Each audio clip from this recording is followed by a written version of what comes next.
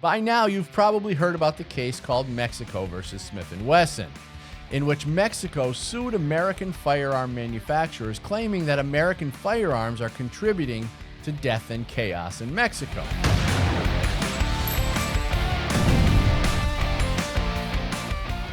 Well, their claim is that American guns are getting into the hands of cartel members, and due to alleged negligent sale practices, gun manufacturers are responsible. Now, that original case was dismissed under the Protection of Lawful Commerce in Arms Act, the PLCAA, which protects manufacturers from being responsible for the actions of their product's end user. Mexico then appealed the case, and the First Circuit revived part of the lawsuit and allowed certain claims to move forward. Mexico then filed another lawsuit against U.S. gun dealers in Arizona, accusing them of knowingly selling firearms to traffickers. There are several unusual things about this particular court battle. Now, while the media is running on the narrative that guns flowing from America to Mexico are somehow causing fentanyl to flow from Mexico to America, they're also using false data that claims over 90% of firearms used in Mexican crimes are from American manufacturers. Well, the truth is, 83% of firearms found at crime scenes in Mexico could not be traced back to America. This leaves the possibility of American firearms in Mexico being limited to only 17%. But even if it were 100%, that still doesn't make gun manufacturers responsible for crimes committed with those firearms. The real interesting part of this entire legal battle is the fact that despite the PLCAA, the Mexican government felt emboldened to pursue a case as ridiculous as this. It's almost as if the Mexican government was unfamiliar with or encouraged to ignore the PLCAA. Another interesting point is that the Mexican government decided to sue in the First Circuit Court, which is in Boston, Massachusetts. Now, this is known to be one of the most anti-gun courts in America. This case was taken up during the Biden administration. Now, remember, the Biden administration was hell-bent on damaging firearm manufacturing and retail in America ever since Joe Biden stumbled into the White House. Biden even gave his blessing to the ATF and encouraged the agency to implement the zero-tolerance policy, which was nothing more than an attempt at shutting down American firearm retailers. The Biden administration figured that if they could cut the head off the snake, they could stop firearm ownership, or at least significantly decrease it. Now, they consider the snake to be American firearm manufacturers.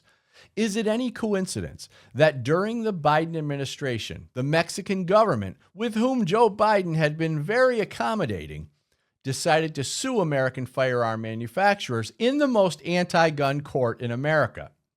Well, many believe that had Joe Biden not been in office, this lawsuit would have never come about. Now, this may not be about the Mexican government trying to reduce crime and blaming it on a minuscule number of American guns, but more about a corrupt, anti-gun, anti-constitutional Democrat administration trying desperately to disarm the American populace. The one thing about this that stands out in the latest Supreme Court case called Smith & Wesson versus Mexico is the fact that regardless of the PLCAA, the attorney for the Mexican government, Catherine E. Stetson, argued the case based on a notion that firearm manufacturers are aiding and abetting criminals who use their firearms in Mexico.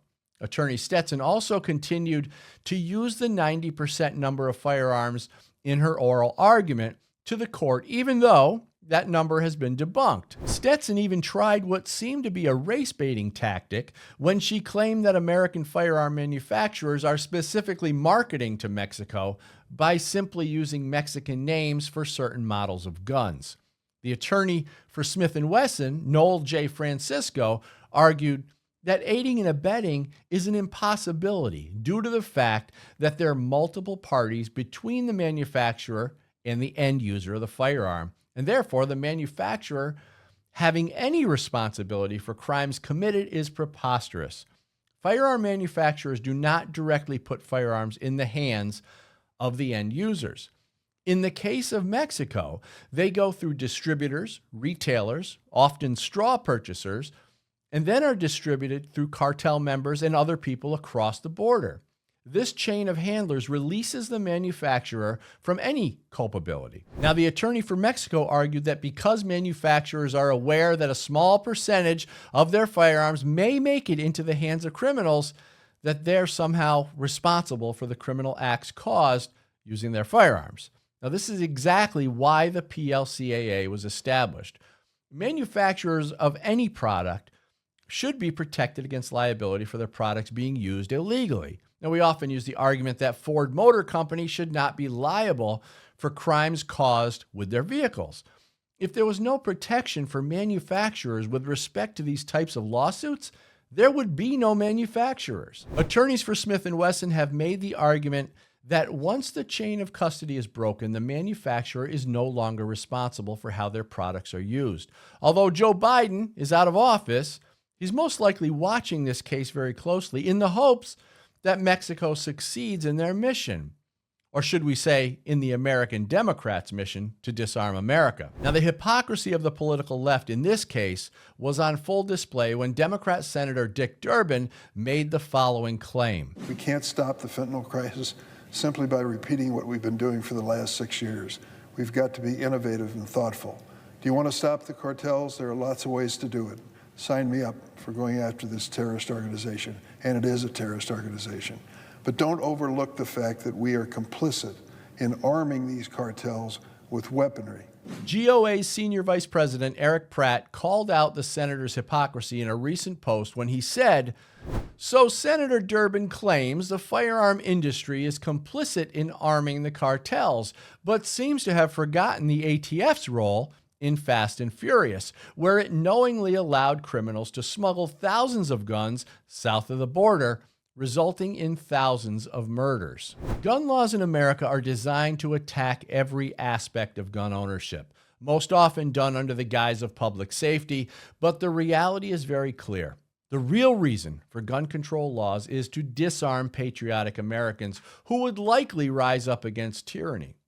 Disarming criminals might sound like a good idea, but many argue that keeping criminals in jail would be a better solution to the violence problem we have in America, not eliminating the Second Amendment. Of course, as we know, the elimination of guns and the Second Amendment is a much more desirable outcome for the Democrats.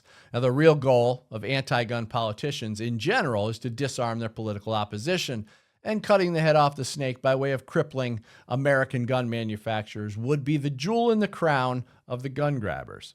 As usual, this particular lawsuit appears to be another case in which Democrats are using Mexicans as a tool to gain power and control over American citizens, the very citizens whose rights they're supposed to be defending and protecting. Thanks for watching Bullet Points. I'm Dan Wass for Gun Owners Foundation. You can find more Second Amendment content and updates at gunowners.com.